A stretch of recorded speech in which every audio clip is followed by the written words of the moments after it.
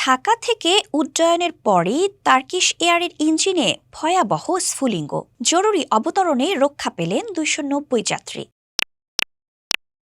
আজ সকালে হজরত শাহজালাল আন্তর্জাতিক বিমানবন্দরে এক ভয়াবহ পরিস্থিতি সৃষ্টি হয়। উড্ডয়নের পরপরই টার্কিশ এয়ারলাইন্সের একটি উড়োজাহাজের ইঞ্জিনে আগুনের স্ফুলিঙ্গ দেখা যায়। তবে দক্ষ পাইলটের তাৎক্ষণিক পদক্ষেপে বড় ধরনের বিপদ থেকে রক্ষা পেয়েছেন ফ্লাইটে থাকা ২৯০ জন যাত্রী। ঘটনাটি ঘটে আজ মঙ্গলবার সকাল ৭টায়।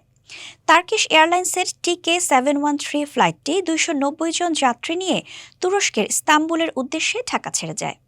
উড্ডয়নের মাত্র ১৫ মিনিটের মধ্যেই পাইলট উড়োজাহাজটির একটি ইঞ্জিনে স্পষ্ট স্পার্ক দেখতে পান। দুটি ইঞ্জিন বিশিষ্ট এই উড়োজাহাজটির ইঞ্জিনে আগুনের ঝলকানি দেখা মাত্রই পাইলট দ্রুত জরুরি অবতরণের সিদ্ধান্ত নেন। শাহজালাল আন্তর্জাতিক বিমানবন্দরের নির্বাহী পরিচালক group captain SM Ragib Samad এই ঘটনার সত্যতা নিশ্চিত করেছেন। তিনি জানান, জরুরি অবতরণের আগে উড়োজাহাজটি প্রায় ১.৫ ঘন্টা আকাশে চক্কর দেয়। ধারণা করা হচ্ছে উড্ডয়নের সময় প্লেনটির ওজন কমাতে এবং নিরাপদে অবতরণের জন্য পাইলট এই সময় ধরে আকাশে তেল পুড়িয়েছেন।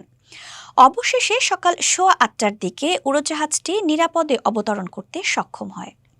Group captain SM Ragib Samad আরও বলেন, প্রাথমিক ধারণা করা হচ্ছে বার্ড হিটের কারণে ইঞ্জিনে এই স্পার্কের ঘটনা ঘটতে পারে। তবে তদন্তের পরই প্রকৃত কারণ জানা যাবে। তিনি জানান, ফ্লাইটের সকল যাত্রী সম্পূর্ণ নিরাপদ আছেন এবং বিমানবন্দর কর্তৃপক্ষ তাদের হোটেলে পৌঁছে দেওয়ার ব্যবস্থা করছে।